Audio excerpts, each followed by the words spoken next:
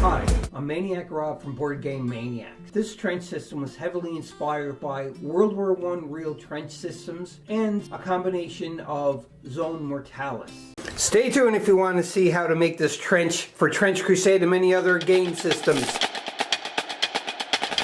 I can tell we need to talk about things. In this video, we'll go through 5 essential materials to bring your battlefield to life. First up, XPS foam, or foam board, also known as extruded polystyrene foam. That is a mouthful. This is the foundation of your battlefield. It's lightweight, super easy to shape, and ideal for building bunkers, craters, and trench walls. I recommend a sharp hobby knife and a metal ruler for crisp cuts. You can score, carve, and layer it to build elevation and structure. It's perfect for custom terrain builds. Next are your wooden craft sticks, popsicle sticks, stir sticks, and matchsticks. These are absolutely gold for building plank, flooring, trench walls, and makeshift barricades. Combine these with weathering powders and acrylic washes to create the gritty, worn-torn textures you want. Don't forget to distress the wood a bit. It adds to the battlefield realism. Let's bring it to life with air-dry clay. Cheap, easy to work with, and super versatile. I usually grab mine from the local dollar store. It's perfect for sandbags, rubbles, and debris. Use PVA glue for a base for adhesion, then mold your elements directly on the foam. Let it dry for 24 hours, it's ready to paint. Fourth on the list is cocoa fiber. This stuff is amazing. It's used for simulating upheavaled earth, exploded grass, or even rough trench floors. Rip or grind it into small pieces and sprinkle it over the glue for random organic looks. Combine it with a few washes and you've got yourself some natural looking battlefield grit. Last but not least, textured paints. Whether it's sand texture, gravel, or stone effects, these add depth and realism to any terrain piece. Don't have your own texture paint? Mix it up with a little bit of PVA glue and sand and you got some texture. Use a sponge or a stippling brush to apply for varied texture. Layer with dry brushing for contrast. It's a quick way to get cinematic results. Let's recap our 5 essential materials for building killer Trench Crusade terrain. Foam board for your bases, wood craft sticks for your structures and texture, air-dry clay for lifelike elements, cocoa fibers for natural ground cover, texture paints to finish it all off. Experiment, mix it up, and don't be afraid to get your hands dirty. The battlefield is yours to build.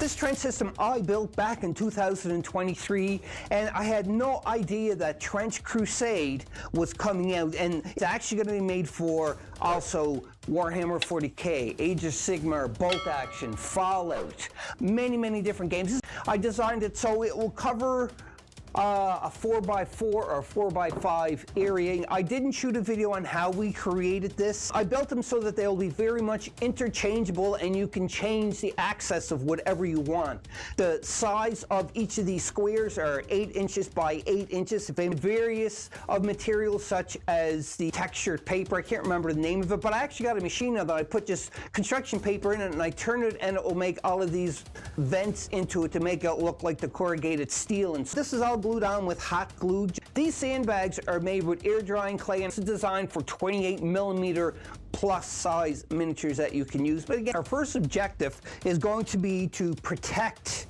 what we have put together because the foam is very fragile by itself, and as well as like the air dry clay and the paper and so forth. So we want to protect it as best as we can. So what we're going to do first off is we're going to mix up a couple of things here into this. Try to wear some protective gear. First we're going to put Mod Podge in there. We're just going to mix some in here. I'm not going by measurements. If you're interested in measurements, well, I don't know what to tell you. I just do it. So we're going to add some sand to it now. So the sand is just clumps of play sand, I guess it's called. You can see it there. It's fine grain. There have lots of junk mixed in this because, again, I use this a lot. But we're going to, you can see the dust coming up here. That's why I said it's good to have a dust mask. I don't do measuring cups, so if you want accurate measurements, I'm sorry, but you came to the wrong place. And just to show you the consistency so far, I didn't add any more, but you can see it's plaster consistency, I guess. Thicker than pancakes, but I wouldn't want to eat that for pancakes. No way. But we're going to add some paint, and it's only like cheap dollar store paint. This here is burnt umber and black too as well. The reason why, because burnt umber is like a really good starting point. But I find with burnt umber, it just seems to be just a little too light. So I like to add just little bits of black in there. So that's all. I added the black and the burnt umber to it. You kind of see that kind of tone. Let's kind of angle that. You can see the color of it. You know, when we mix the PVA, you're going to see it's going to get lighter and so on. But again, just remember the consistency is the most important right now. The color, we can change it afterwards if we need to, as in like it's easier to darken something than when it is light to make it lighter. So just be aware of that. We are going to add some white glue. Pour. Shh, don't talk while I'm pouring. Shh. That's like PVA glue all mixed up. You can see it did change the tone of it. That's why we are going to be adding some grout. And this is sanded grout for grout joints for up to 3 millimeters to 13 millimeters. If you want a thinner consistency, you're going to add the liquid. If you want a thicker consistency, you're going to add the sand or the grout. So I got this at the dollar store. To just fiber that we're going to rip it up, and then we're going to throw it into a blender or a food processor or whatever. We're going to cut it down even more to make really, really fine pieces. So just to show you this stuff, again, this is what plants are made of. Not plants, but the planting baskets and everything are made of. You can rip it apart or you can cut it up with scissors, up to you, but I find if you throw it into like a blender or what have you, it'll just cut it up. It's really good. You can use this for a lot of things. It's very versatile, especially for building miniature stuff. Add in the fibers, mix it up a bit, add more fiber, mix up. And this is good to simulate like some ground cover and so forth. So you can put as much of or as little as this as you want into it. But just remember, the more you put into it, the thicker it's going to get. And after it is really thick, it's going to be harder to apply. So you kind of want to get a good balance of more of a pasty look. So again, before the fiber looks like that, you grind it up. You may not be able to use a grinder afterwards for food stuff or anything, but you know, you just buy a cheap grinder. Now it's time to start getting messy. That's why we got the tarp down, because this is going to get really messy. But it's kind of rinse and repeat. You can use brushes, whatever you want to splash it, or and just remember it is thick. You don't want it too thick though that it's going to cause problems for drying. Like the thicker it is, the longer it's going to take to dry. The runnier it is, it could absorb into the styrofoam and you know, absorb into it and cause some problems. So it's up to you. You just got to play with it. But you can see here I'm just using this popsicle stick, and I'm not worried about the texture of the styrofoam so much because I want the ground cover to be very broken up, because this is where it would have been blasted with shells or what have you. Like so many, and I mean so many battles would have went on with this. Well, this is my story anyhow, so you're going to have a lot of goopiness, a lot of goopiness. Yeah, that's really technical words. A lot of blown up earth, I should say, and dirt and mud. And again, you can have blood stains, you name it, you can have whatever you want onto it. But you can see how easy this goes on by using a popsicle stick. Now, you have a little bit of control with it. This is a tongue depressor, not a popsicle stick. It's a little wider, you can see.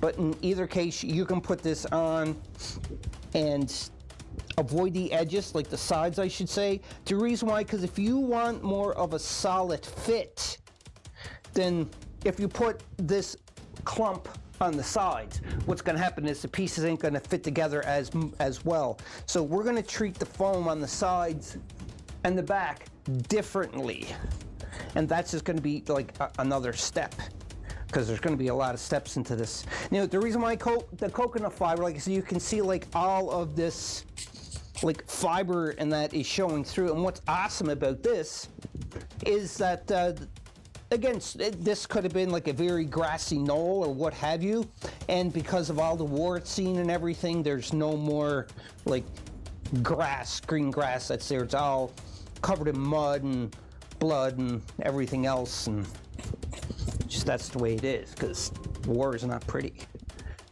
And these aren't going to be pretty. They're going to be pretty awesome, but not pretty, like pretty. Anyhow, that's how you seal this one up. Just the edge, and we're going to have to seal the side. We're just going to take some Mod Podge. You know, this Mod Podge is the Mod Podge matte water-based glue. It is like, it's not the paper Mod Podge, it's just the standard Mod Podge, the yellow label, because they have different colored labels for different types of Mod Podge. So that's really cool. Gonna shake up the craft paint here. And again, this paint is just the dollar store black craft paint, as said before. Add this in. Where the Mod Podge is white, it dries clear, but you're also going to have a little bit of black or grayness instead of the full black. See? Whoa, that was close. I'm doing this in small batches because Mod Podge will dry. It is air activated to dry. So because of that, if I build up really big batches with this, because there's only the craft paint into it, nothing else, it's going to thicken up, make a skin onto it, and it's going to get clumpy in that. It's not going to be desirable. We don't want that. All right, we're going to paint the sides. So I got a brush ready and just water into it. And this brush, you can use whatever brush you want. I just got this here brush, got it from the dollar store. I love the dollar store. And my brush is wet. It's a good idea to have it wet. And I'm just going to wet the foam just a little bit here. And it's kind of like twofold. You're preparing the surface by adding some wet so the paint might stick a little easier onto the foam. And also you're cleaning off any of the clumps that could be over here, scraping and everything. Our Mod Podge and craft paint mixture. And we are just painting.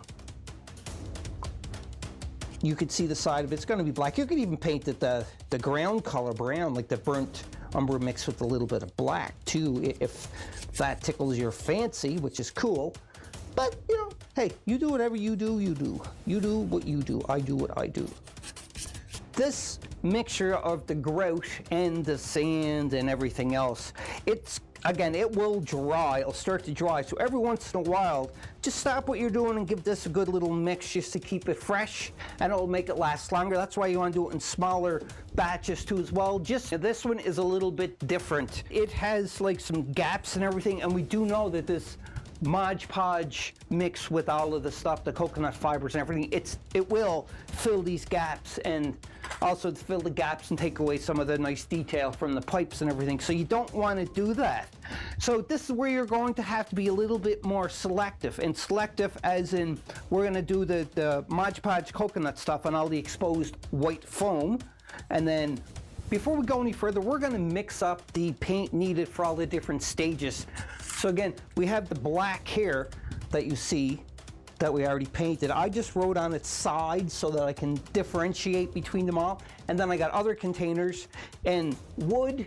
I labeled them all sandbags and metal, because if you look at this, you have metal, sandbags, wood, and then this is going to be your ground cover with all small batches. Yellow, this here is called bright yellow. Again, this is for wood, just bear with me. Yellow thrown into it from cinnamon brown. It's a little lighter, so add a little bit of that to it.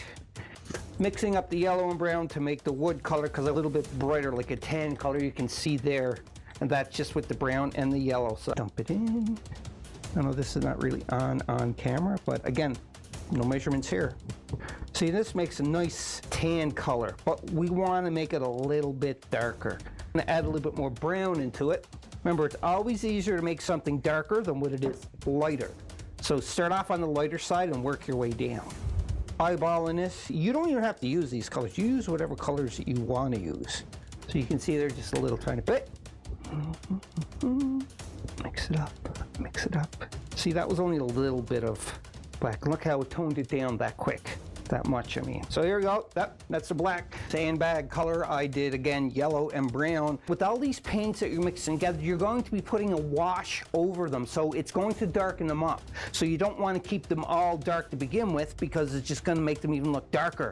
So this is called Silver Morning, and it's a craft paint. I really like the color of this. Gonna mix that up with Mod Podge. I might just keep it at like the silver and a little tiny bit of black, because with the Mod Podge, it lightens it up. Not whitens it up, it lightens it up. I always try to keep a tidy work area. Yeah, right. There's the silver and the Mod Podge. Now, this may get rid of the vibrancy of it, but it's still gonna work. No big deal, it is a metallic paint. Now, because of that, the black you put into it's gonna get rid of the metallic part of it, but we are going to drop a little bit because I don't want it to be too bright. It's going to be the 3 colors, or the 5 colors: the sandbag, the wood, the sides, the metal, and the top ground cover.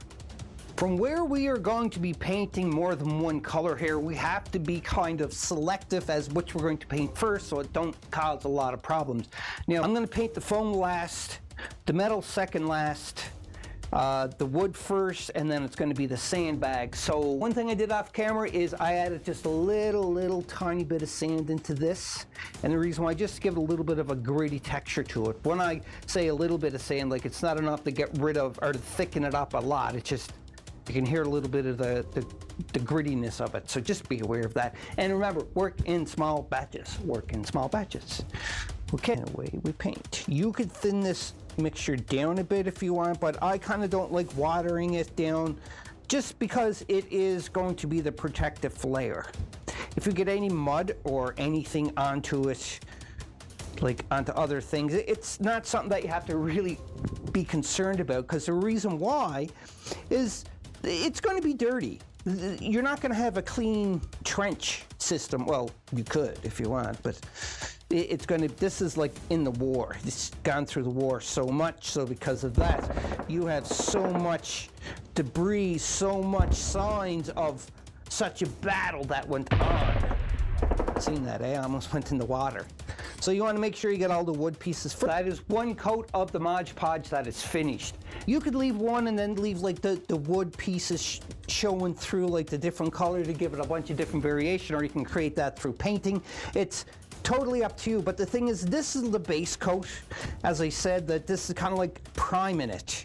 So we're priming it, but we're taking advantage of adding the color of the wood that we want and so forth too. The only important thing is when you're dealing with more of the fragile material, like the foam, for instance, you want to make sure you coat that a lot so that it's going to be protective and be able to take on the different types of paint that you're going to put onto it and so forth. So just be aware, while this is drying, I'm just using a different size brush so I can get into the better details. But we do know that the metal, it's just a Mod Podge with a little tiny bit of black and the silver. So it's going to take a little bit of time to paint them. You can use a bigger brush, which I'm going to jump into, because it's going to take forever to paint this, especially because there's a lot. Now, if I was doing this and I wasn't worried about recording, I would pretty much paint all of the brown on every one of the 8 inch by 8 inch squares, and then I would do the other color on them all. Again, assembly line, and that way it's a little bit faster. It's kind of monotonous and boring, but it just making it go by a lot faster.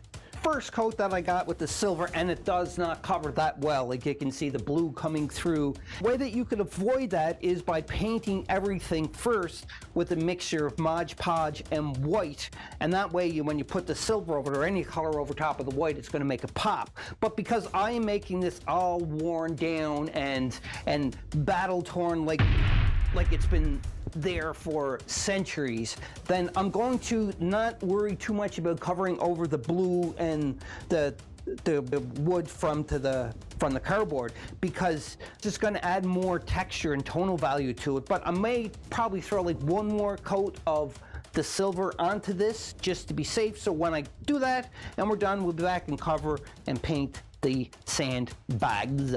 It is craft paint, so it's not going to be super silver vibrant as if you just took it and painted it out of the pot, because we did mix Mod Podge with it and a little tiny bit of black. And as I said before, it'll dull down the metallicness of it. But the way that we simply fix this is, after this is all dry and we'll put all the wash in it, we go in with the metallic again and just throw highlights onto it. And it'll bring out the highlights again more and more. Same with the floor and so forth. The next thing we're going to do is we're going to paint the sandbag right here. Very easy to do. I don't know if this paint here, it thickens up a little because of the Mod Podge, like I said before. So you have to make sure that you go into the big one here and you stir it up. See, it's not even it's not even dripping or anything anymore. But if you mix it up, you're just refreshing it. With this sandbags, these sandbags where I'm painting them with this color, they are made out of clay. Now, I did lie kind of, because there is one more color besides the color palette, and that is some medium gray. It's by mixing white and black together because I didn't have any medium gray, and Mod Podge, and this is for to paint all the stones, like the overturned stones and so forth that are in there. So that's what that, you can see right there. And you can see there's some pink in here. In here that I left uncovered from the ground, putting on the ground stone, the ground cover I should say. So just put that in with it, really cool. It just kind of breaks it up a bit, I guess. And there you have the two pieces that we got the base part of it done. When I say base again, it's like putting the primer on and then all of your base coats before you put the wash on and so on.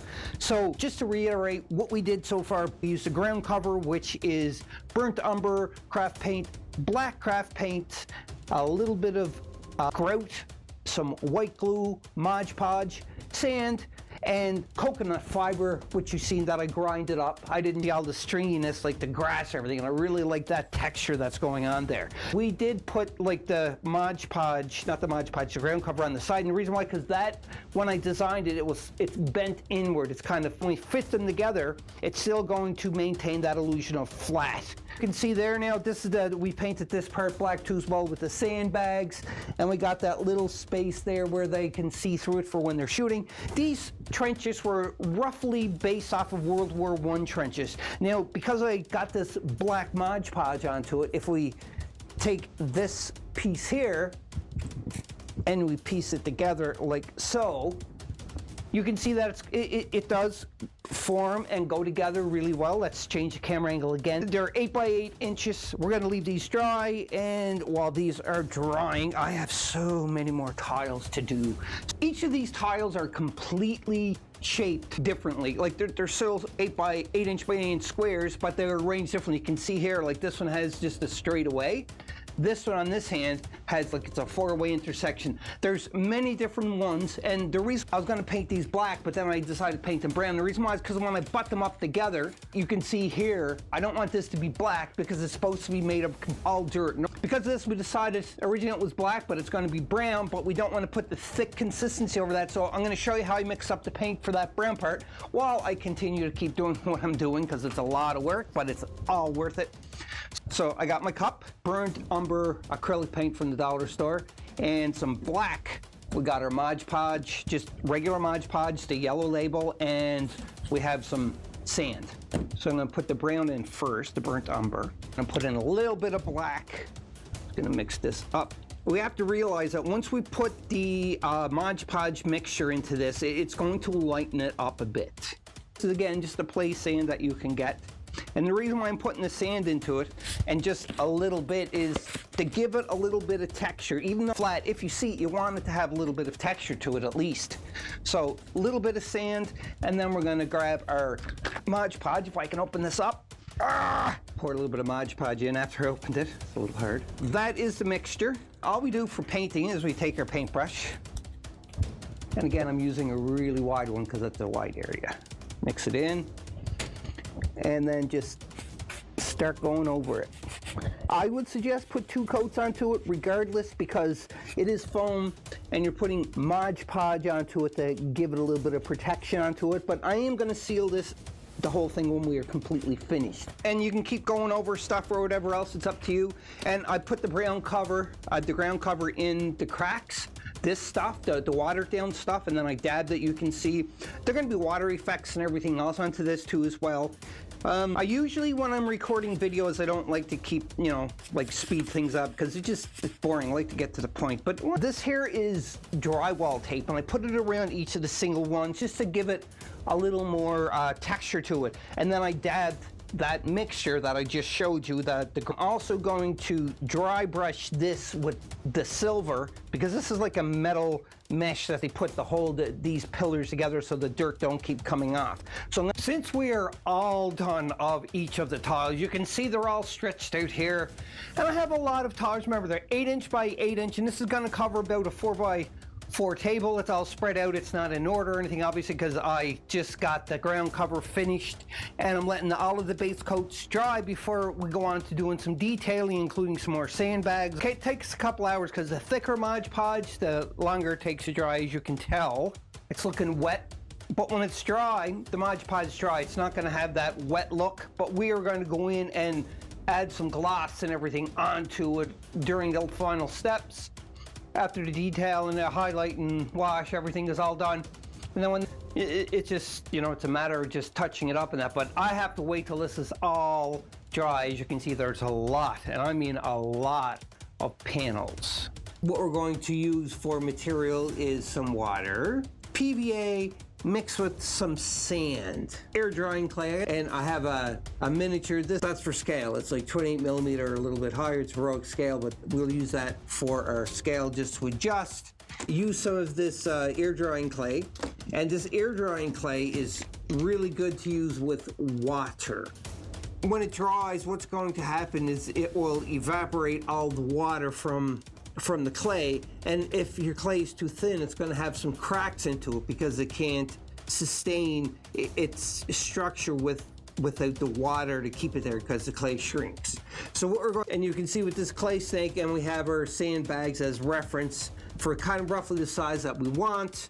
So key thing here is to make sure that your hands are wet. You can always too as well is you can wear gloves with some mud, and you could keep wetting the gloves, or you can put a little bit of Vaseline and that will actually keep the clay a little moist too as well. But right now I'm just using my hands. As you can tell, I love working with clay. I worked with clay ever since I was a kid, sculpting all different things, so that's no different than what we're doing now. So we're just making some clay. One thing I want to mention too as well with this is what I have underneath here is just some wax paper, parchment paper. This way, our clay is not going to stick to it when it's dry, and we'll be able to just pull it off. Or even still when it's wet, it's not going to really stick to it. And that's why I have that. And underneath that is a puppy pad from the dollar store when you're training your. Once I have it flat enough, we're going to go in and start trimming it off and so forth. So you see it's flat enough like this. So now what we're going to do is we're going to take a popsicle stick and we're going to wet the popsicle stick just so that the air dry clay is not going to stick to it, because it's really important that it don't stick to it, because if it sticks to it, it's just going to make more of a mess than what it already is going to make a mess. And you can see with the popsicle stick here, it's wet in the water. You could use sculpting tools as well, but this, you don't really need the sculpting tools as much, I think, with making this. This is going to accentuate the trenches, but I'm not going to make these like hyper detail or hyper realistic. So make them quick and easy, pretty much. Using my popsicle stick that is wet, and I'm going to cut the end off just so I can get rid of it. Now, judging from these, you can see roughly how big each of the sandbags are going to be, and the thickness. So the thickness for this part is, you can't see it on camera no matter what angle I have, but the thickness, as in from the wax paper up to the top, to cut some straight lines here and kind of keep it the same thickness of this. And you're probably saying, well, what if I don't have some sandbags that I can use for the reference here? You just eyeball it. The ones that I made onto the trenches in the first place, I just eyeballed it. I never had this. This is afterwards, but I'm just going to base it off of this because I do like the size of it, and they're close to the ones that I made anyhow. Okay, that's the thickness of, or the length of each sandbag. So again, I'm just marking it off. So I know this is roughly how wide and how thick I want these sandbags. We're going to first straighten this edge. When I say straighten, it's not going to be exactly straight, but you're just trimming it off so it appears to be straight, while keeping it flush to the edge that I already cleaned. Now again, this is just a guideline pretty much, just so I can try to keep them the same thickness throughout so that there's a consistency with it, because it's kind of important to have a little bit of consistency so it don't throw off the design too much. And my big gorilla hands are in the way right now. I apologize about that, but can't be helped while I'm doing my trimming. Safety too as well. So you can see I kind of got the line here for the thickness. I'm just gonna wet this down because this this air dry clay from the dollar store or Dollar Tree is not the greatest quality, but it definitely will work for what we needed. So you can use like Milliput or Super Sculptor, all different names of different types of clay if you want, but if you're on a budget like myself, then you're just going to use what you want. We're gonna roll this wax paper around the edge. And this is, again, just to help smoothen out. You can see here, I know it's kind of blown out. I'll bring this up closer to camera. And I'm just taking the blunt side of the X-Acto blade and I'm running it onto the wax paper where we fold it. This is kind of like, you're just giving it more of a rounded look. And then we're gonna flip this back over, open it up, and you can see that the sandbags have flipped over. And I cut into there. Oh well. Anyhow, let's flip it back now. And we're gonna gently just pry this up. Just like so. Cut the clay at the line so that we cut them complete. And you notice I have one of the trenches here. So we're gonna add that. So after we're done cutting this up, we're gonna take one. And on camera again, we're just going to round it out. Like so. And pinch it in the middle just slightly to give it kind of like the edges are full. So let's see, you can see there. Sandbags like that. And we're going to take just a small chip brush and we're going to wet around where we're going to be applying these at, which you can see around this area. So to do so, and we're going to take some of our PVA and sand mixture, such as this. And we're going to put it around the edges where we're going to be putting the sandbags. We don't want to go crazy and go around the entire thing. Just go up to the corner like this, put this in. I'm just gonna stick it like so. Just like that. And we're going to grab another one. Now, you could have these all cut out and dried and everything if you want. There's nothing wrong with like pre-planning it. But what I notice is when they sit, if you don't have them sitting flat when they're drying, they're going to get curled up and they're going to be misshaped, and we don't want that. Once we apply all of the air drying clay, squeeze it in the middle gently. Apply it like that, and then after we have that done and this side, then we're going to overlap them up at least 2 rows, maybe 3, but now that you have them all in place where you want them, the only other step is using the same mixture that you use for gluing down for each level and protecting them, just to give them kind of like a protective coat or a seal coat. Now, because it has sand mixed in with it, it's going to give it a little bit of a grittier texture, which is really cool when you're going to be doing the painting and the dry brushing and so forth. And because of that, what's going to happen is it's going to, the texture, because of the sand, is going to show up. I'm going to be painting them the sandbag color, as you can see up here. So you already see me do that. It mixed the sandbag color with the Mod Podge or PVA and painting it on top of it just to give it more of a seal coat. So once that is all done, I will be back. Next thing we need to do is seal everything before we do a wash. And the reason why is because pretty much all the material that we used here was water-based. So if we don't seal it and we just add the wash, it could soften up the material or even worse, make it collapse, and we don't want that. So because of that, we're gonna seal this. Like don't get me wrong, it's already super rock hard. Like, it's very impressive. I'm very impressed by how rigid it came out. But just to be safe, we're going to now seal it. And the stuff that I'm going to use is this here Rust-Oleum Clear Matte. Now, Now, you can use, everybody uses all different type of sealants and everything, and you're probably saying, you know, like it's a rattle can, it's going to eat at the foam. It actually is not going to eat at the foam if you covered it properly with the Mod Podge and so forth. So you spray this on, leave it set, and then spray it again. We only need a little bit of ingredients, not a lot. Some dish soap, and all the dish soap we need is probably just a little tiny bit. And all this is for is so that it can help go into the crevices and stay there like the wash is going to stick.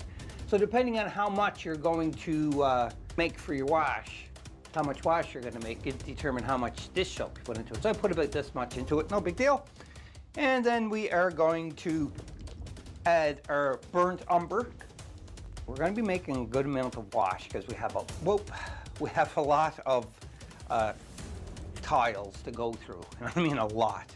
So you can see we have our burnt umber. The next thing we're going to do is stick up or put some brown, or not brown, black, just plain black. And we don't need to put too much black into this because we want to make it dark, but we don't want to make it black. So you can see the little. The next thing we're going to add the color is a bright red. A bright red is because we want to have kind of like just a little kind of a reddish tinge to it, I guess, for the deeper clay. So we're going to throw some red in here. Again, this is just acrylic red paint. There's like kind of a brownish or black brown with a little bit of red into it. We'll probably change it a little bit more after we mix everything else into it. So the next thing we're going to do is just add some water. The way that I like to test it, like you're saying, I'm saying like how much water can I tell them? Well, again, since it's eyeball, you just want to mix it up, get the water all mixed in with all of the paint, and then if you have a clear container or something, you can brush it up and you can see like the translucency of it. Whoops. You can see me just lathering it on, and I'm putting this on everything. And remember, it's good to have a puppy pad down because if you don't, it's going to get pretty messy. Well, it's going to be pretty messy regardless. See, it's just slathering it, not lathering it. Slathering it. I don't even know if that's a word, but it is now, slather. So you just keep adding it. You might not be able to see it, but if by chance it's pushed up against the dead end, then of course you're going to see it and you want it all to match. Leaving this dry for a good amount of time. When I say a good amount of time, I mean like 24 hours. Just leave it overnight. There's still one more step you got to do to this first. Paper towel, and I'm just gently dabbing off the excess, because that you're still giving you stain, but you're still showing the other color through, which is what we want. So now we're just going to put this aside and leave this dry. And then we're in the workshop because this part here I always tend to get messy. Plus I was already down in the workshop, so might as well just keep going with it. So you can see here that, you know, everything is all dry like I said. And the first step we're going to do now is we are going to we're going to add all the highlights to it. And we're going to do some highlighting here, and the floor's got to be all muddy looking, the metal's got to be brightened up, the sandbag's got to be brightened up. So it's still a little bit more work, so let's just get on and get it done. So the first thing, we're going to PVA glue some red, deep red acrylic paint. We are going to add our burnt umber too as well. Dry brush time.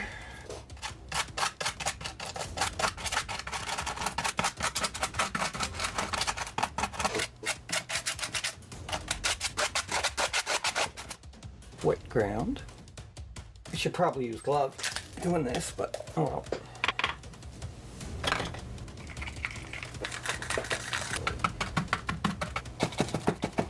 Next thing, we're going to dry brush the sandbags.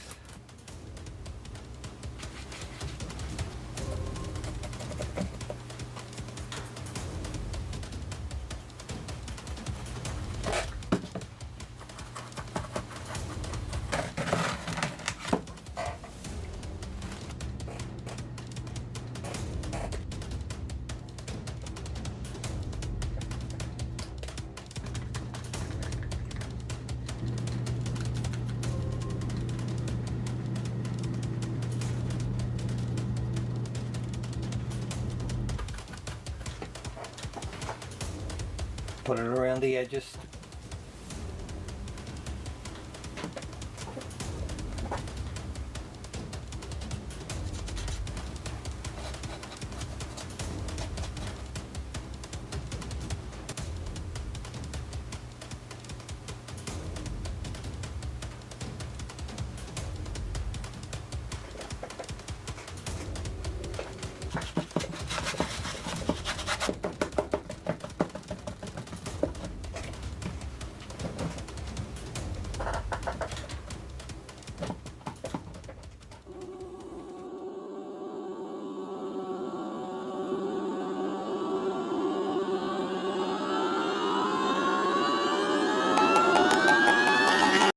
the fire stairs we're creating, we're going to actually be stealing the idea off of Blackmagic Craft, because I recently watched it and he made fire steps or fire stairs out of Jenga.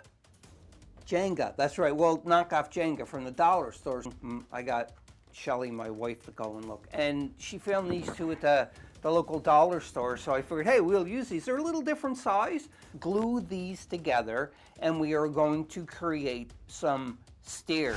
These are the different sizes that you can get. There's this size, and then you got the smaller size. What I want to do is build it so that they can see over the trenches. I got these separated, so the height that I want to make it, miniatures that are going to be 28 millimeter, maybe heroic scale, I don't know. It's Age of Sigmar or it's Warhammer 40K. I think it's a Nurgle. I don't know, it's been a while. So don't kill me in the comments, please. So that even 28 millimeter can just take them anywhere and shoot. I lift their head up just high enough so that they can see above the trenches. This trench is just, it's a square block of mud, part of no man's land. But you can see there, I just wanted to do it so that it is modular. You can move no man's land anywhere. You can use this for just a block that they didn't dig out. It's totally up to the person playing the game and what kind of game they're playing. But I still want it to be so that if we're playing it this way and they go up, that they can definitely see. With the bigger ones, you could put 2 miniatures on them. You could pretty much put 2 with that kind of base. That's pretty much the start of making the fire stairs. We're going to glue these together, but before we do that, what we have to do is we're going to have to do some sanding. My portable sander, and I'm going to sand all the blocks. I'm just turning it on. If you don't have a sander, you can use sandpaper, you know, or just rocks or anything, just to rough up the surface, a knife or something, just so that it'll, when you put the glue on it and you put them together, it's going to bond and hold together. Sanding montage.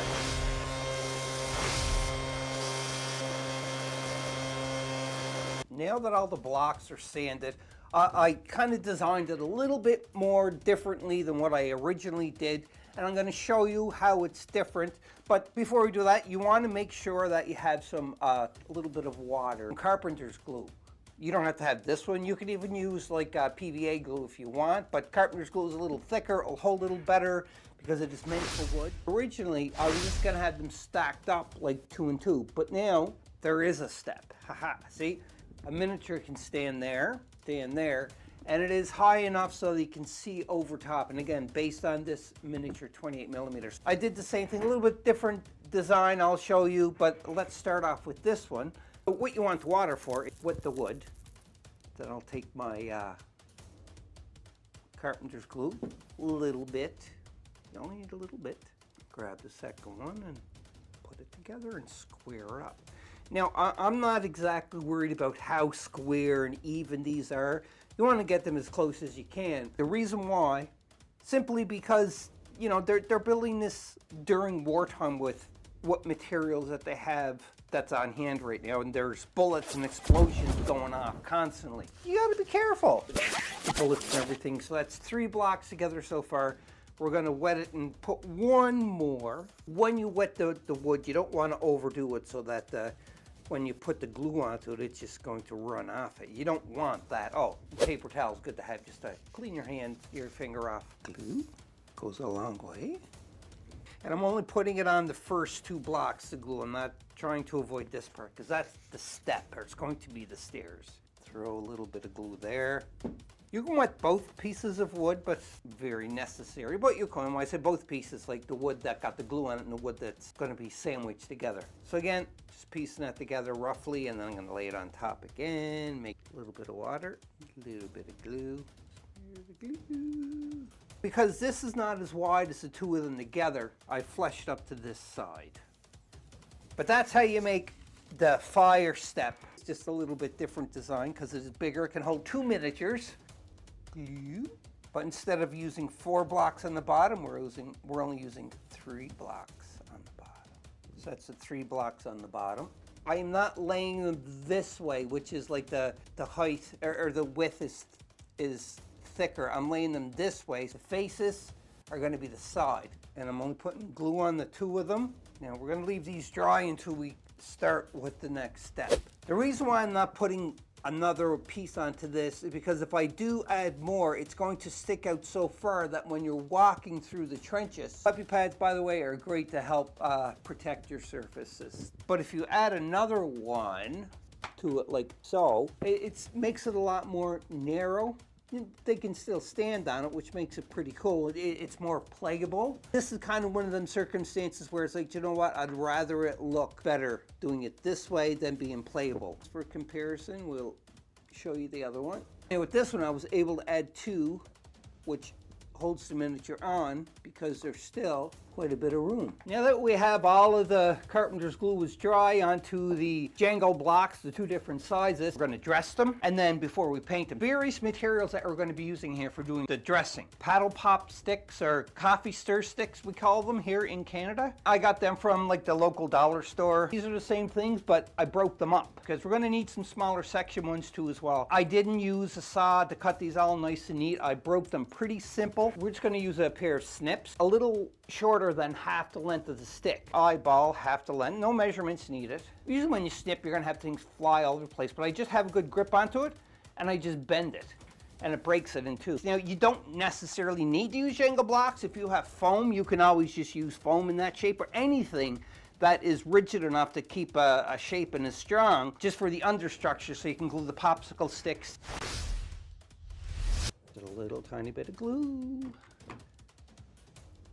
Now, there's a couple of things you can do here to make this look more evenly spaced out, I should say. They're going to be put together, but the thing is, if you just go across there, you're going to have cutting or it's going to be uneven or that. So what I'd like to do, it's still going to be uneven regardless, but what I'd like to do is I start off with putting two on each side, and the rounded ends are above because I'm going to be cutting them off, obviously. Push it up, a little bit of glue, then roughly put that, try to get it close enough into the middle, and then we're just going to build up each of the sides here. So the only thing I don't like about hot glue is the stringies left behind. What we do is we just take a heat gun and go over it afterwards, and it'll just get rid of all the stringiness. With this, you have to keep in mind too, as well, as these are fire stairs for soldiers to be able to stand on and look out past the trenches and to shoot too as well. So when they're building these, it's in the time of war. They're not being built very nicely. They're just rushed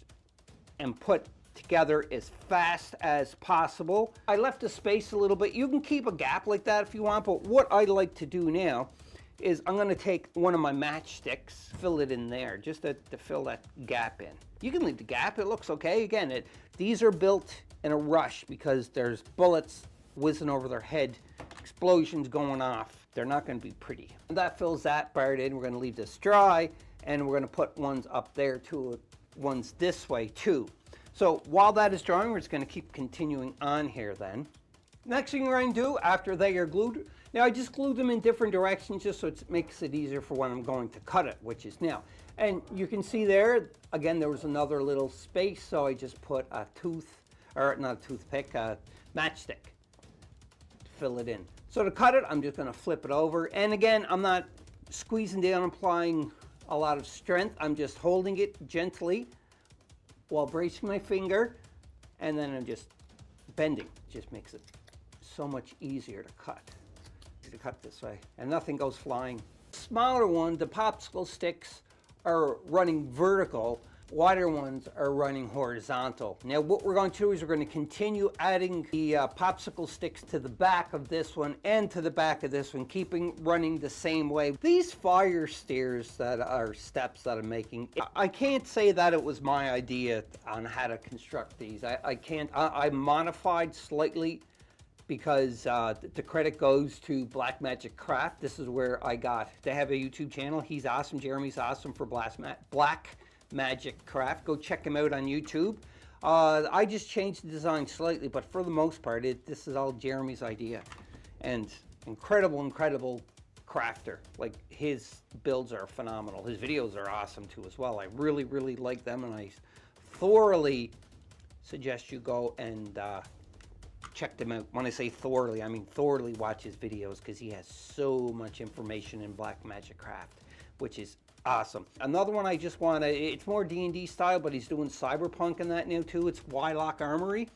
Another great crafter. There's more crafters out there that are incredible that I like to follow. Comment below and let me know who you like to follow for crafting. If you have anybody else that you want me to check out, by all means, drop me a comment into the comment section. Say, hey, you should check out this person on YouTube or Instagram or wherever it is that it's going to be, because I love checking out new things, because that's how I learn a lot. Still vertical with this way. Just remember, the small stairs, fire stairs, are vertical popsicle sticks, and the larger fire stairs is horizontal popsicle sticks. When you are cladding, I guess, or just covering it over, what I did here is I put a nice little, but a matchstick, and I glued it to the side, and I'm going to glue another matchstick to the side of the same matchstick.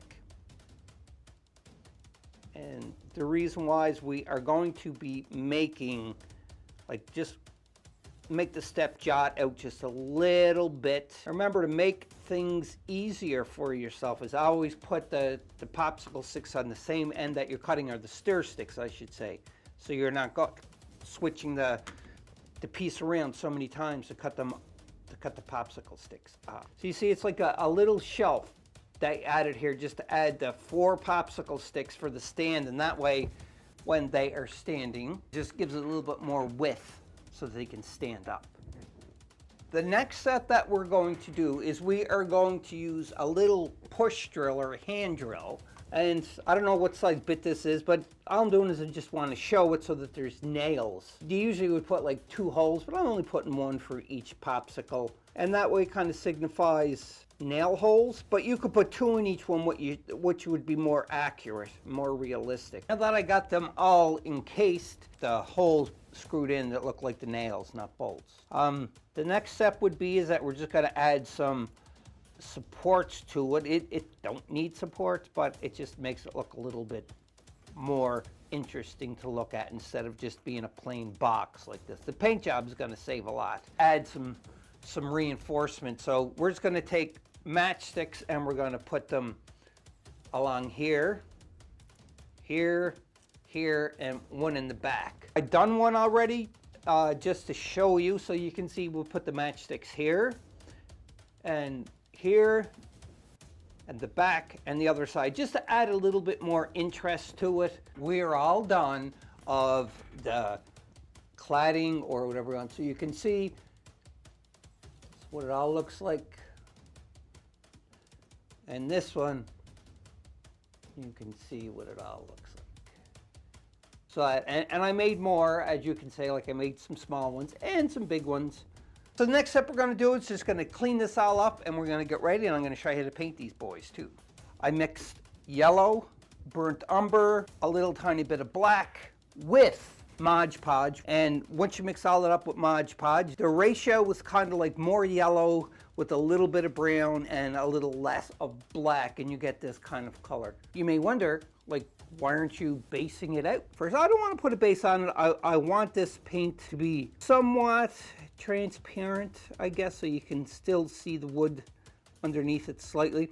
I've seen a lot of people using like wood stain for the stuff, which is pretty clever, because I went with the different colors such as this for all of the wood accents on the trench. I want to try to keep it the same, because they wouldn't have, I don't think they'd have different wood for like the fire steps as opposed to the wood for the trenches. It's all the same, and that's what they have. And again, I just want to give a big shout out to Black Magic Craft and Wylock's Armory, because they inspire me so much when I'm building. And all I'm doing is going around with this mixture, the craft paint mixture, like I said.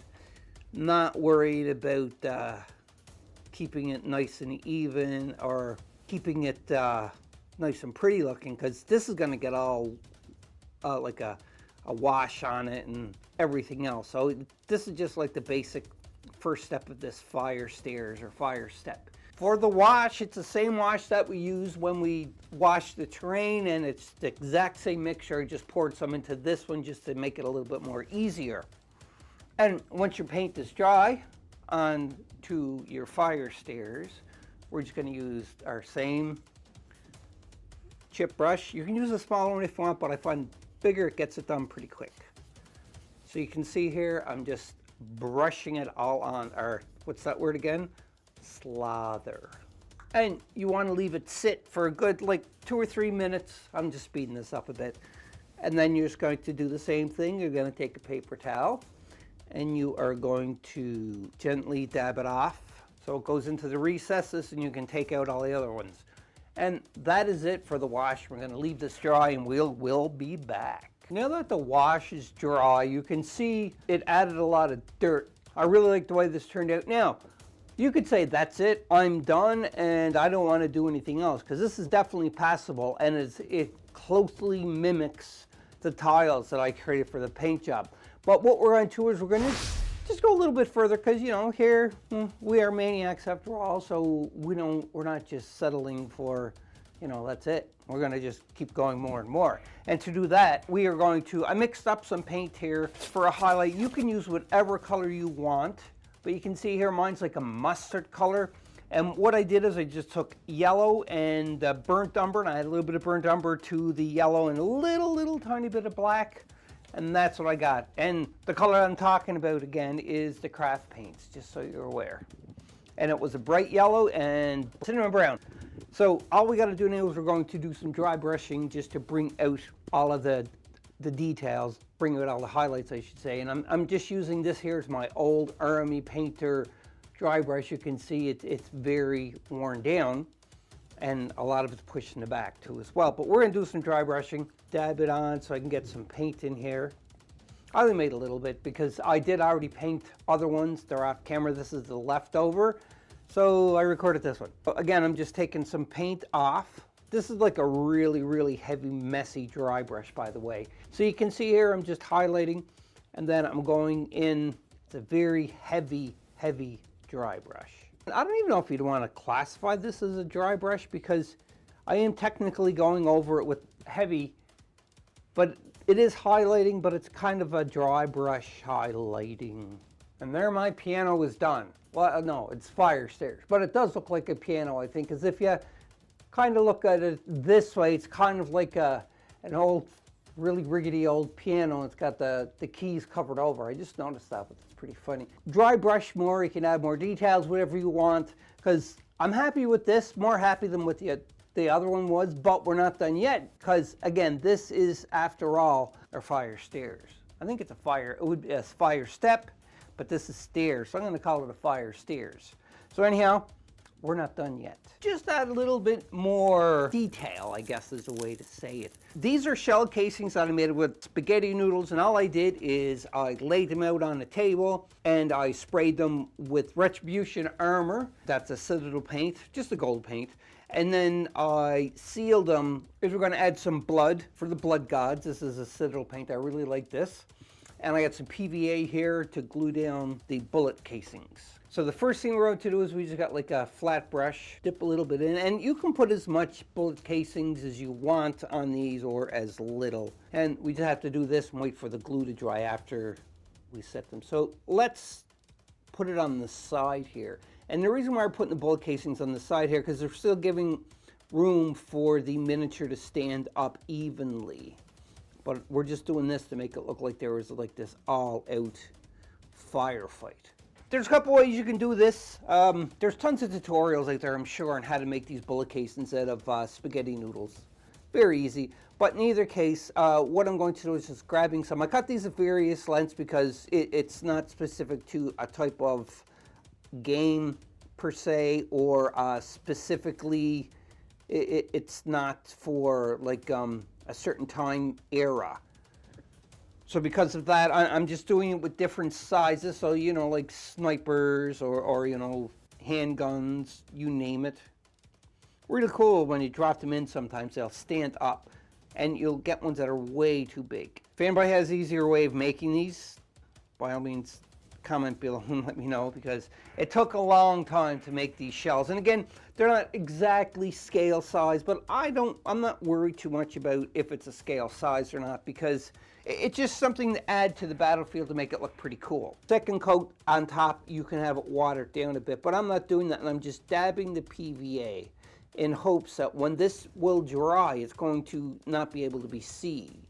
You're not going to be able to see all of this white. You're going to see just the shell casings. If it's kind of shinier, that because of the PVA, we will just put a little bit of wash on it or add some more gore effects with some blood. Not gonna play with them, just gonna leave it like it is. But while this is still drying and everything, we're gonna do the blood for the blood gods. Now, the blood for the blood gods, there's some in here, and pretty much you can see I just added water to it to water it down so that I can do the flicking. You can put this on any way you want, really. Lots of battle going on here, and people get hit and bleeding out. Oh no! You can put different color blood too as well. Like originally I pulled out orc blood to put some orc blood on here too as well, but I decided not to, just to keep it with the red, and we're just gonna blood this one up. Just put a little bit on here. And the cool thing about this is because I put the blood on it first and this PVA dries clear, what it should do is you'll see the blood underneath it. That is it for the detail. Now, I'll be back when this is all dry and we'll take a look at it and see if we can add any more, but I think they're looking pretty darn good. And there you have it, Board Game Maniacs. That is how you build the fire steps that I'm going to be using in my trench war, my trench board that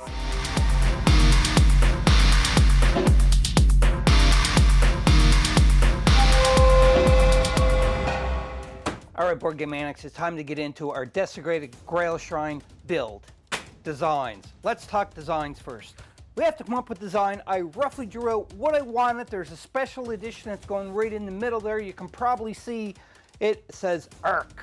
Yes, we are going to be using the Ark of the Covenant as part of the Grail Shrine that gets desecrated from the Grail Thralls and Hounds. We already know that our base structure is going to be 8 inches by 8 inches and by roughly 2 inches high. Foam core. Got this from a dollar store, and it's a 16 by 20. Don't really matter the size because we are cutting it down, so it kind of does, you don't want it to have smaller.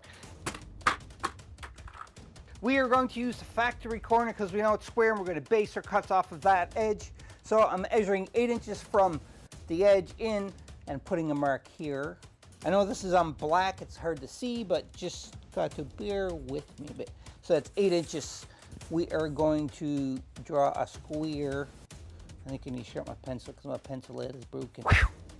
Always make sure you have a sharp pencil. Metal ruler, not a plastic one. Can't cut through. Good tip. Should always cut away from you, but I'm cutting towards me. I live on the wild side. And perfect fit.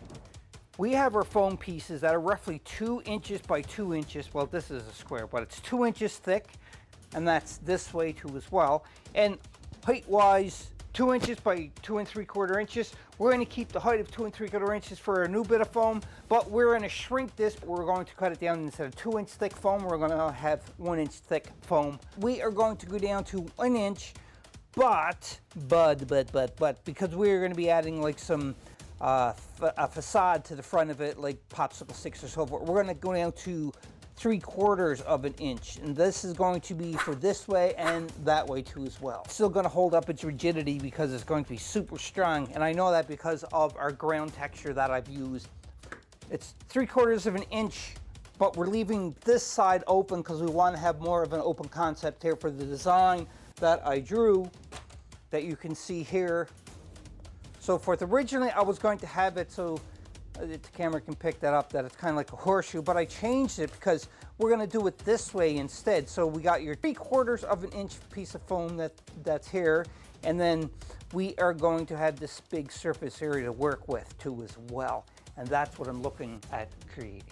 With the construction of my first trenches, this is the type of foam that I used for this design. What I'm going to do is I'm going to use a different foam. This here is more of like your insulation foam. This thickness is actually 3/4 of an inch thick, so I don't have to do any cutting. 8 inches by 8 inches. Mark it off right there.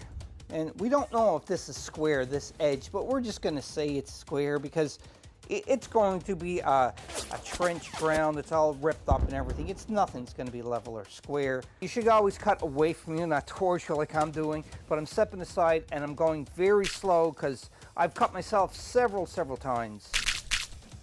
8 inches by 2 inches and 3/4. Again, these measurements you don't need to use. You can use for whatever kind of trench system you're building. It's just what I'm doing, so, and I'm shooting video onto it. Hot glue gun. Just gotta go quick with this. It's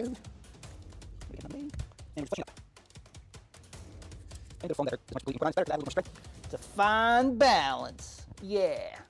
Just roughly cutting it. All I'm using is just a flathead screwdriver. This is going to be covered over with ground cover like the other stuff, but you know, the more work you do to hide edges before you hide the edges, the less work it is to hide the edges. Really long matchsticks I got from my favorite store in the world, that is the dollar store. Just so everybody knows, if you want to know what the box looks like, it's X light. You don't have to use these kind, just know that they are really long, that way I don't have to piece them together, because the less I have to do, the better off it is. And if we can go here, maybe the camera can see that, but you can see there is an actual space there, and I do have the matchsticks underneath it. And the reason why is because in World War I with the trenches, what would happen is that the mud and the water would get built up so much that the soldier will get, which is called trench foot, and it's really, really bad. Build up like a level up just so that it will help contain the mush underneath it, even though it's still the top will get muddy and everything too as well. This is the most difficult part, is trying to get the hot glue to go on only the stick. Just like that, pretty easy. Beep, beep, beep, and then one in the corner. This is part of my 5 essential materials. If you haven't seen that video, go check it on the channel. Maybe there'll be a link up here somewhere down below. The next thing we're going to do is we have to measure out for putting the boards on, but you can see like all of these popsicle sticks we're going to be using, we have to prep them first. Snap them off. That way if you just squeeze them, they're not going to fly everywhere. We're going to double up this. We're going to double up here, and we're going to double up there with the matchsticks. After that, then it's just going to be a matter of just putting the popsicle sticks down. You just don't want to be too long, because I noticed wood, hot glue sets on the wood really fast. That is the base support for it. We're going to use the same kind of paint that we used for in the trench video, and if you're not sure about what I use, just go back and check that out too as well. It's in my Adventures in Trench Crusade playlist. It's kind of gritty because I added the sand, and we are just going to paint it all over. Use a cheap brush because it gets messy. So you can see here, no special ability for painting, it's just paint, paint, paint. And I'm going on the foam too as well, and that is the outside. We'll be back when that's all covered and dry. While this is drying, we're going to set it aside. The popsicle sticks that we cut the tips to each ends off. What we're going to do is we're going to take one, we're going to use, again, this is extreme caution for this. We are just going to scrape. If you were doing a whole bunch of tiles like I did, this takes a lot of time. So you can always invest into this too as well. It don't go as deep as what the knife does, but it will give you a little bit of marks onto it. And just, you know, scrape it along like this. Be gentle. The more pre-painting you can do, the better off you're going to be. And this is, again, pre-painting stuff. We're just going to use this. I put a puppy pad down because it is going to get a little messy. This is just a stain, any kind of stain. This is what I grabbed, so this is what I'm using. Now that they're all covered, next thing to do is just wait till they dry, and we'll go on to the next step. Sorry about that. I lost some footage because the card kind on my camera was screwing up. Again, I need to get some new equipment to push this channel a lot further with Board Game Maniacs. So if you have any suggestions for cameras, so when I do have money, like would be a good camera to get. So anyhow, I've been just gluing these down, and it's very easy. Just taking the glue gun, sticking a little bit of glue.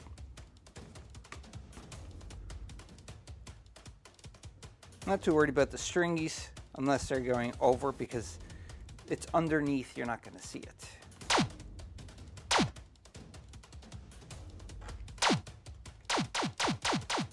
It's all glued down. You can see there's a little gap here, and like I said, some gaps, because what I took my X-Acto knife when I was scoring these, and I cut all little pieces just to give it more of a jagged look to it, even though it's still neat.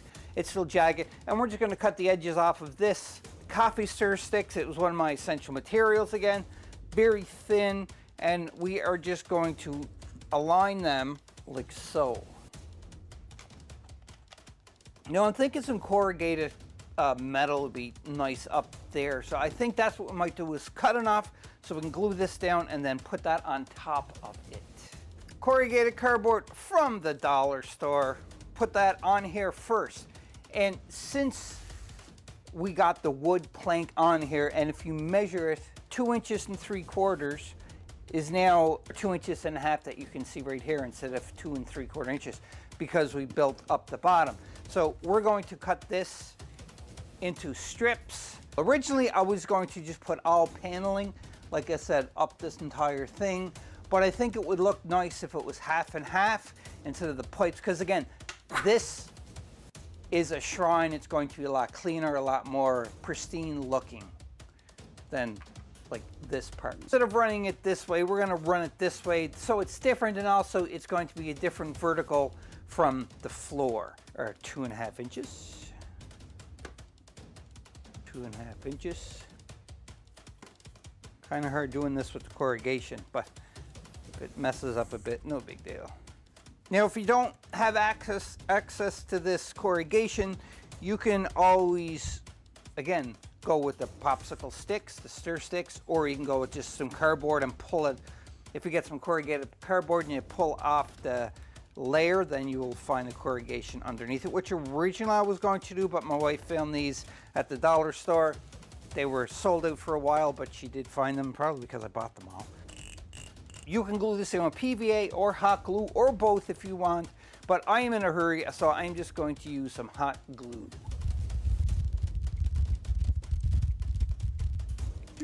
Applying hot glue. Again, PVA probably better because it's going to have no bumps underneath.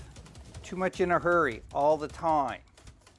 I'm only going 4 high because the rest I'm going to leave this part to corrugation. We are using these pieces of wood that we got from the dollar store, and I'm just gently cutting them. You can cut them on other ways if you want. This one's a little thick, but you just want to be cautious cutting these, that you don't hurt yourself. Here's the container. Dollar store, love it! These do not reach the entire height, but that's okay because a roof or a cover over top of this, so it's just going to add to a little bit more. We could raise it up to here if we want, but again, we have that gap. I'm not very pleased with that, so we're just going to keep it tight, and I'm just going to go around and glue them along here. Before I go on and glue the trees down, you can see I put some mark with the pencil, and the reason why is because I did some 3D printing, and I found some tablets, some stone tablets that I'm going to be incorporating into this, because this is supposed to be a shrine. So we are going to dig out, make it look like it's been either found into the depth of the earth, or it's going to be dug so that we could put there, and then maybe they can pray, or it's going to protect it religiously, this section. I'm not sure, but we're just going to cut it out, and then I am just going to cut it out with my X-Acto knife. Just do a search on Thingiverse and for stone tablets, and that's what I found. So there's the ones that I'm just going to kind of cut the spaces out to put them there, and once I'm done with that, I'll be back, because I have to do some cutting. It's going to be hard camera angle to see me cutting. Word of advice to myself for future projects and anybody else is, if you're planning on doing something like this, you want to cut it out before you apply the wood, which is a lot harder to cut into. And I did switch over to this type of blade just to find detail. But what we have to do now is, since this is all fitting, we didn't glue these in, they're just set in there like so, because we are going to take our ground mixture that we already painted this for, and we are going to paint all inside here just to be safe. We got to paint it with the ground cover, the holes. You can see this is all going to be painted. This is not the color it's going to stay. You can see there's some screw ups here too as well, but that's all going to be fixed. I printed this off and combined these miniatures together. I don't know who owned or who created what. I'll try to find out and link it in the description if you know. please link in the description because I had this for a while. And it's going to be a great little addition because, again, this is going to be a chamber of religious meaning. Next thing we're on to is apply the trees, or the tree trunks, and we're just going to glue them all around. You'll see hot glue gun. Remember, there's a gap at the top that we're leaving because we were putting on a roof. Being careful not to burn my fingers. Now, there is a gap. You can see right here because of this transition. I could have cut that out, but I'm not going to bother because I'll just fill this in with some mud just so that it'll hide the seam, which will be fine. Hot glue, gotta love hot glue. A lot of builds that I do too as well, just talking about the builds, is they're very, I find my building very organically going on. Like, I'll start building it. I'll have a plan, but a lot of times, like my design or my plan, I don't stick with 100%. And the reason why is because it's so organic. It just keeps changing and evolving as I go along. And I don't know if that does it for you guys, but it does for me for sure. I love that. And we're gonna put one in the corner here too. Just like so. Probably gonna angle it just slightly. Just so we're on the same page, besides just adding the wood here, I actually added up top just to give it a little bit more realistic, like this would be how it's supporting the ceiling or the roof. Put some rubble that it's like they dug this out to place them here just so that we can put the Ark of Covenant, or they found the scripture tablets, or it could be so many different ideas on what we're doing. Just gonna throw some PVA glue and sprinkling a little bit of this stuff. Now all this is the pink insulation foam, the same foam that I used to build the backing part, but this is just cut up into little pieces. And we're just sealing it back over with some PVA. You can put it on, leave it dry, and then rework it with some more PVA. And we're probably going to sprinkle a little bit of sand on it too as well. Why? Why are we going to do that? Well, why not? What I could do to make it a little bit more easier is use my texture paint that I created. At this point, we're going to seal all of the tree branches and also the corrugated cardboard with PVA glue just to help seal it a bit before we start throwing some paint or anything onto it. The next thing we are going to do now is we are going to create a roof. And to create a roof, we're going to use two different types of cardboard. This is chipboard, it's cardboard. I got it off Amazon, it's super thick. Wylock Armory, Eric's Hobby Workshop, and Black Magic Craft, and so many other major crafters use this stuff too as well. So it is really good. That's nice and flexible. We're going to be using that, and we're also going to be using some corrugated cardboard. You can see it's corrugated because you can see all the corrugation here. We're going to peel this off and cut it to the size so it's going to be angular like this, and so on.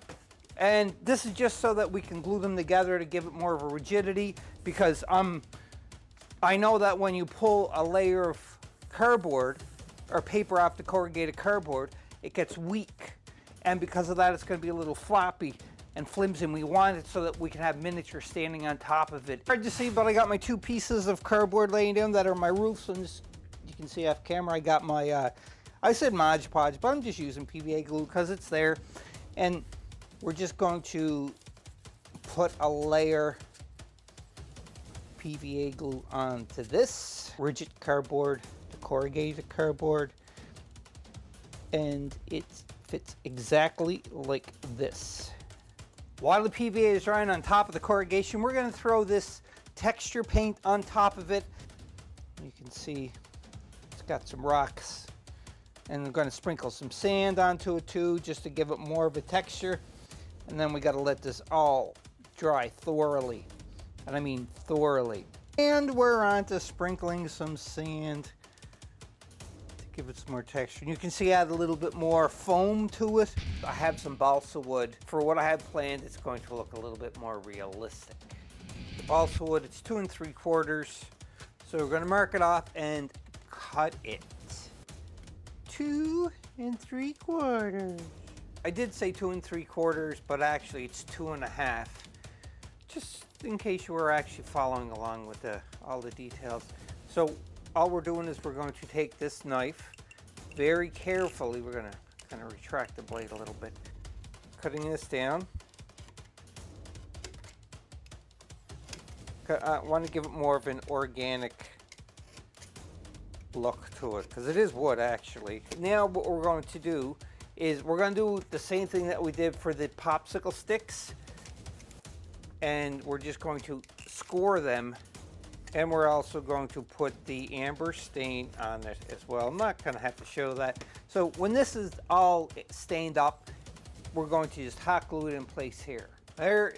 It's how it's going to sit. But before we do that, like hot glue it in place, we're going to put some magnets and screws so that this is going to be just locked into, you can snap on or off as quick as possible. We're going to need to mark where the screw and magnets are going to be. So okay, there's going to be one on the edge here. I want this to have a lot of contact. Line this up, keep making sure it's kept in line. Here too as well. Here. I think I got an idea of how I'm going to frame this now. So what I'm going to do is I'm just going to frame it while we're on camera. Hot glue, don't get on my fingers, hot glue. And I'm taking the time to let this dry, or set the hot glue set, because this will help keep the roof straight and not warped. Let's see. So, one more here. That's why not? Put one in that. There we go. Avoiding the fingers. Don't know how successful it's going to be. Keep trying to find the camera angle it's gonna work so you can see it. Try a different camera angle. Maybe you can see a little better now. Again, we're just building out the structure so that it keeps its rigidity, or maintains some kind of rigidity for a roof. And there you have it for that part. I just finished putting the ribs on and just sat it there. It fits nicely. You can see, it looks like a Christmas tree kind of. And we're not done yet though, because we do have the markings still where we are going to be placing the magnets on this and the screws on that. As soon as I drilled the holes, I found my larger magnets. Originally, I was going to use these ones, which aren't very strong, but we're going to change the design a bit. I know I got the holes there, but oh well. We are going to just hot glue these babies just like that in place. Live and learn. While the hot glue is setting onto the roof, we are going to put small little silver screws in along here, and we're going to glue them down with hot glue. Again, hot glue, hot glue. Where we're going to put the screw is going to be kind of like in the center. Put a little bit of glue. The screw is in the center, you can see right there.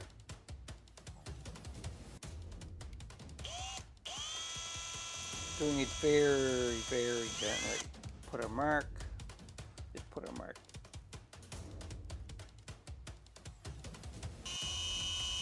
I'm putting like 2 or 3 screws in the corner part because I know there's a lot of area there, and because the area, it's going to be hard to determine where that screw or where that magnet is. So we're just going to cover a larger area. And the roof is magnetized. So you can see we're going to, when we're doing the painting part, we're going to make this all look like it's not there. And same with that part. Magnets, I could clean it up, which I might do later on. I'm not unhappy with that. I like that part, so we're moving on now. I'm going to implement all of these things, glue everything down, and then when I come back, we will see the results. This is what I'm thinking so far. I just glued them down with hot glue, and because this is kind of a varnished surface, I didn't glue them to the backing or anything, just on the bottom. If I really want to, I can pull these off just gently. I wouldn't disturb it. If anything, it may rough up the surface, or dullien it, I should say, but I don't have it permanently there. But this is what I was thinking, and I don't have the shells painted yet, so I'm waiting until I paint them, and they're going to be glued one in each of these because it's going to be like a small little ammo prayer shrine too as well. That is, this here is a big Grail Shrine. And there you have it, Board Game Maniacs. That is with all of the little bits and pieces glued in places. So stay tuned.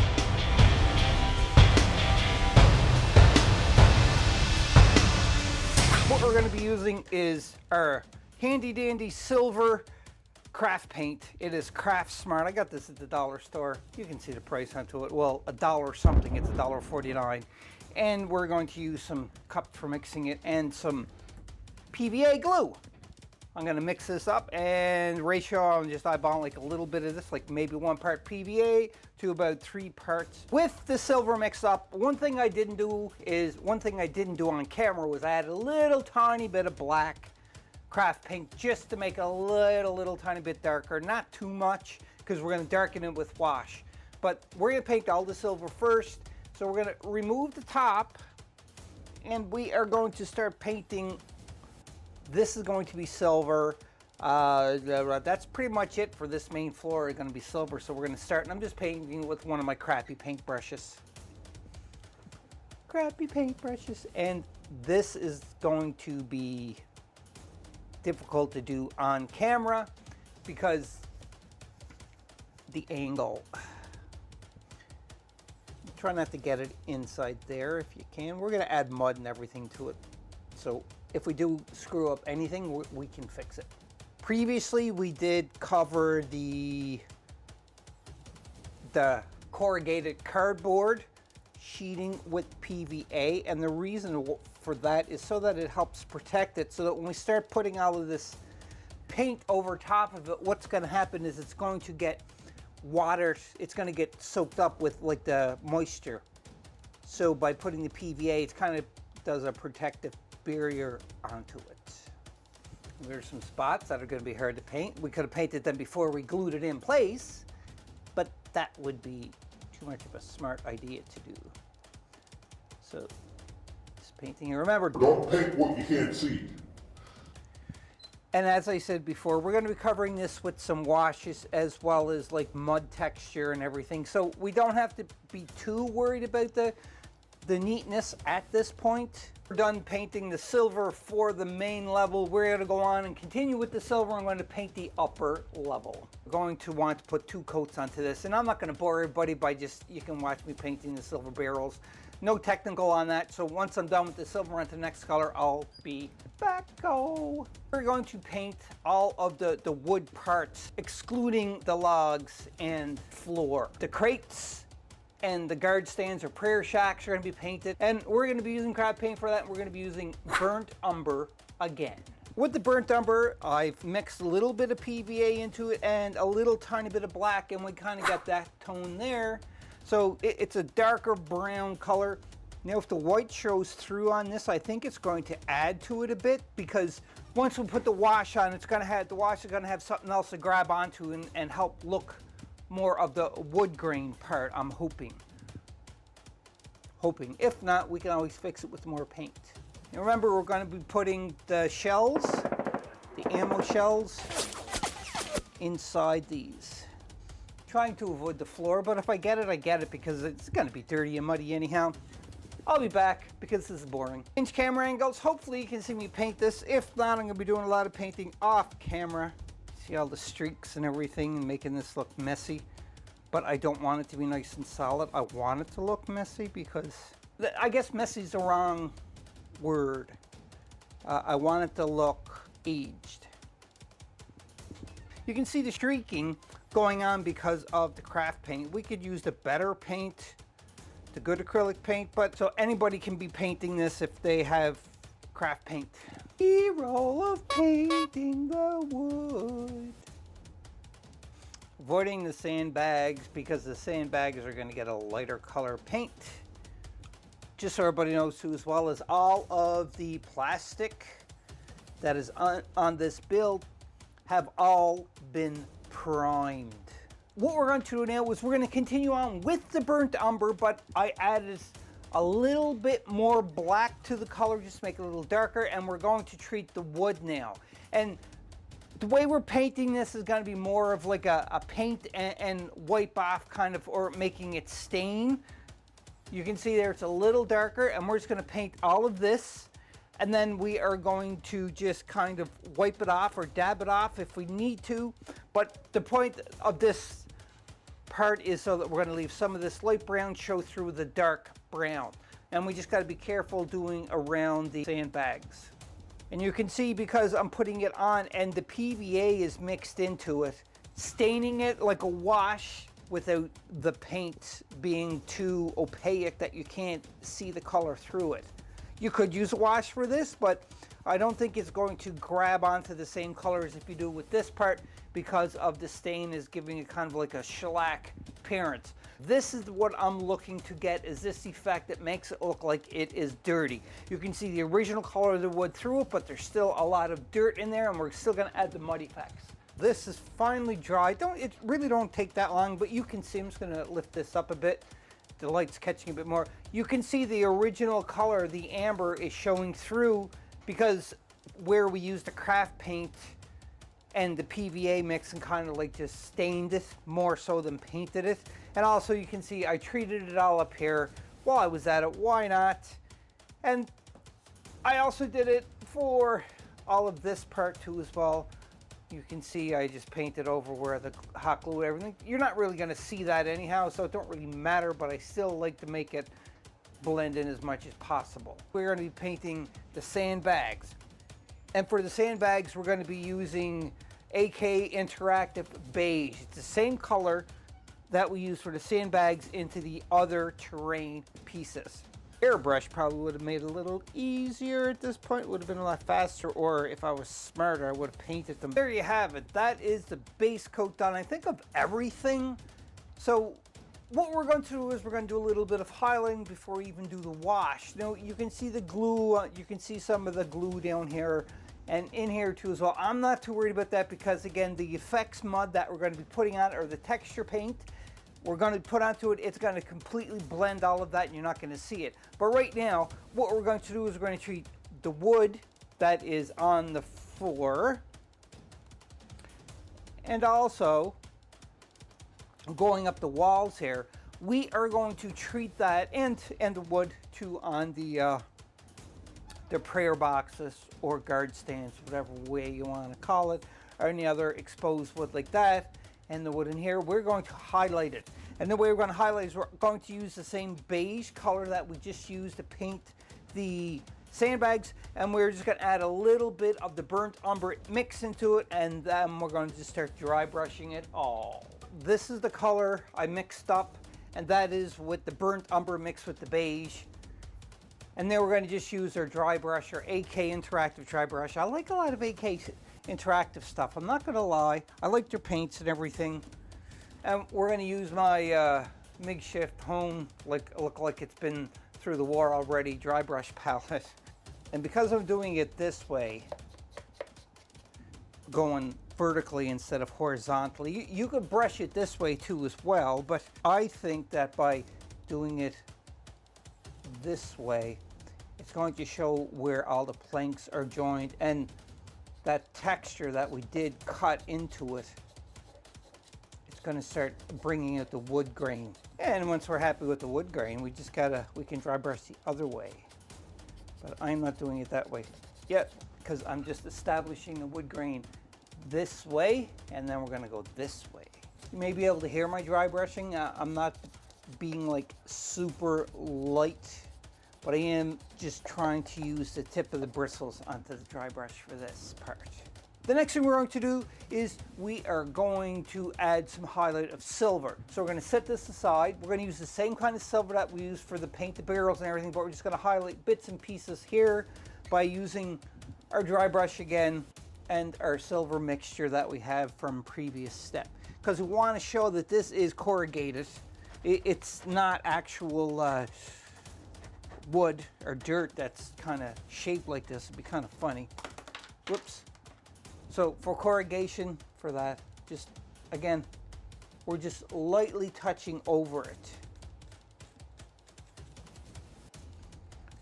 just so that when the wash is applied, you're going to see some silver showing through still, just to be like, oh yeah, this roof is made of metal. So you can see here, I'm using a strong pressure, but not enough so that it's going inside of the crevices. Well, you can see I put a puppy pad down so you should know it's the wash step. And same wash I always mixed up the burnt umber, little bits of black into it, and also mixed with a little bit of dish soap or rinse aid, whatever you want. And we're just gonna slather it all over. That word again, slather. Woo. And yeah, we're gonna slather all over both, and we are just going to have to leave it all dry. And also you can see the highlights are still showing through this wash. So the wash is a proper, well, I think it's proper into the terms of how much thick or the ratio is for the paint compared to the water and so on. And the ratio for that, if you want to know, I don't know. I just bottom full of paint with a couple of drops of black, bottom full of burnt umber, a couple of drops of black, and then, you know, like a couple of drops of the dish soap or rinse aid, and then you just mix it up. Before I continue on with the slathering, because you can see it's slathered, we are going to apply some Forest Sprite. This is Speed Paint 2.0, and we're going to apply it to the silver barrels. I totally forgot that. We should have done that in the first place before we did in the slathering, but you can see I didn't do any slathering on this part, so I did catch it in time, or at least I hope I caught it in the right amount of time. But yeah, we're just going to, woo, it's a little too much on my brush. Paint this upside down. Anyhow, I seem to be having a little bit of problems here because I'm not paying attention.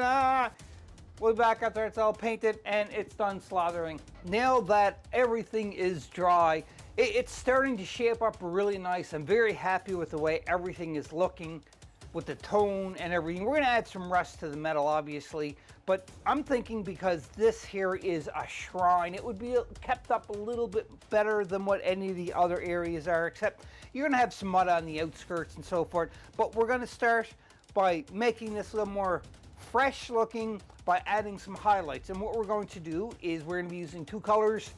It's Off-White by AK, and we have the beige that we use because we're going to be doing the highlighting of the sandbags first. We got our AK dry brush, and we're just going to lightly go over and dry brush the sandbags. We are still going to be adding up or adding some effects paint to this, like the mud and so forth, to make it kind of ooey gooey dirty kind of still. Even though this is the Grail Shrine, they're trying to keep it and clean it as best as possible. It is, after all, a trench, and you can't do anything else with that. Can't help it, but it's going to be dirty. So you can see the difference there, how much this is popping up for that. So I'm going to paint all the rest of these and we'll be back because it's only basic dry brushing. There's nothing too detailed about it. Everybody seen dry brushing before. If not, I apologize. So that the sandbags are all done, it's really making this starting to pop. I did a little bit of the highlight color of sandbags onto the pillar of the wood here just to make it stand out a little bit more too as well. But the next thing we're going to do is we're going to do the same thing, but we're not going to be putting on, we're going to be putting on like where all the little gray rocks are and everything. So like up here, and also too as well is you can see like the little gray rocks that are left. I'm going to be using Sky Gray, AK Interactive for that. And we are going to be doing the same thing, just we're going to be dry brushing, but we're going to be using a smaller brush here, and we're just gently brushing on to the gray. Most of this is going to be all covered, but we still want whatever you can see to at least have some kind of paint or something onto it. So that's it for like the gray, and we're going to do the same up here too as well. The sky gray, I should say. So again, we're just going over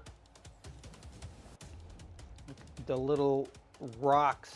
Next thing we're going to do is we're going to start adding the effects, and the first effect we're going to add is the rust effect. Now I have 3 different colors of rust paint here from AK Interactive.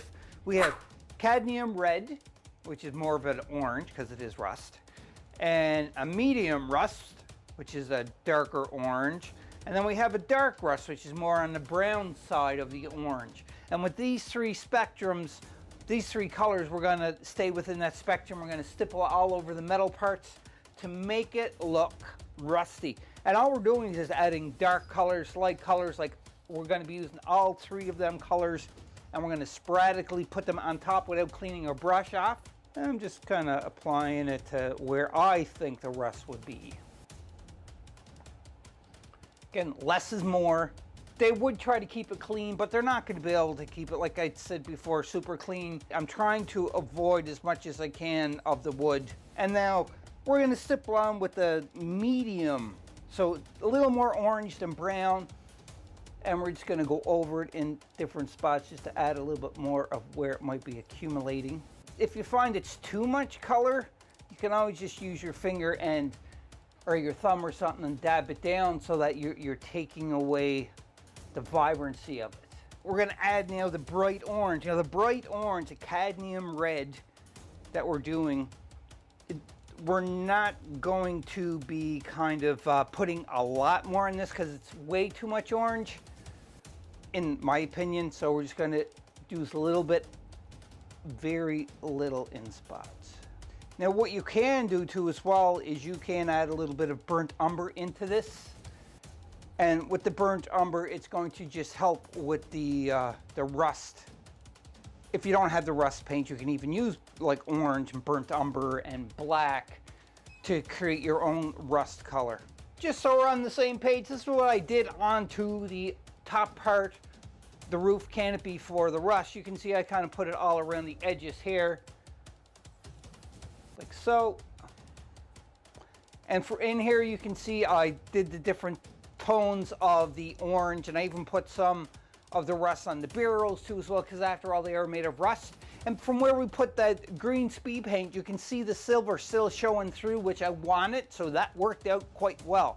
So the next thing we're going to do is we're going to throw some Agrax Earthshade, and we're going to put on all over the rust area. You don't have to see me do it, I'll do that off camera, but just to let you know, because this is dry now and it is a little too vibrant for my liking, so I'm going to throw the Agrax Earthshade onto it to tone it down. And once it is dry, we'll be back for that to see what it looks like. Now the wash is applied and dry. You can see that I did add it to a little bit of extra things. I did put it on the edges of the sandbags, just on the edges, not so much on the top. Maybe a little tiny bit on the top of this, but more so I wanted to keep this lighter because it'd be the highlights coming down. But you can see there's some dirt and grime into it. We're going to remove this top here. And you can see also too as well now the rust is toned down a lot because I just thought it was a little too bright for my liking, so I toned it down. I'm happy with that. And the next thing we're doing now is it's one of the final steps that we're doing, and that is, or it is probably like one of the final steps for sure. And we are going to be adding some AK Spatter Effects Wet Mud.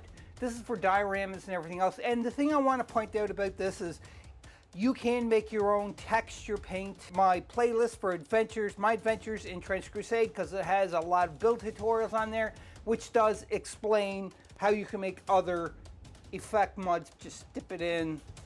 You can put as much or as little as you want, but I'm just going to apply it where I think it makes more sense.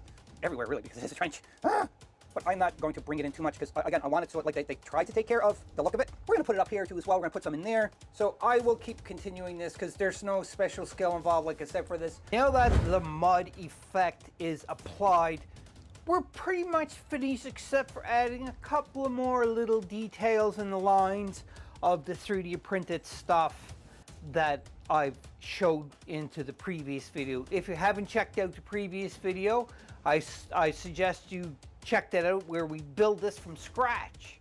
You can see I already have some in place. I glued all three of them, but I'm going to show you how I did it on camera. Not that it's anything special and you wouldn't know what to do, but I've just got my hot glue gun.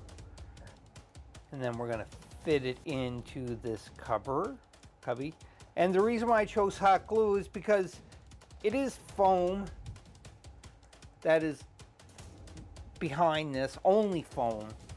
And if I use super glue, it's going to be corrosive and just eat through the foam. So this way, the hot glue, it's not going to eat through the foam like the super glue will. Last but not least, big hands in the way, there you go. Woohoo! And that's it, Board Game Maniacs. That is the completed Grail Shrine that we built to use into the game. If the game is not already out, look for it, because there's going to be a game. It's a solo mission with solo AI rules helped out, and I'm going to be playing a sniper priest. Grail Shrine has a lot to do with it. So I hope you enjoyed this. If there's anything in this video that I didn't cover that you want to see a tutorial on how to build or so on, please just let me know in the comments below. And if we get enough interest into it, I'm more than happy to abide and build it. So I really love the way this looked at. And if you haven't already, hit the subscribe and bell notification icon to get notified when other materials or other videos for builds on materials like this is available.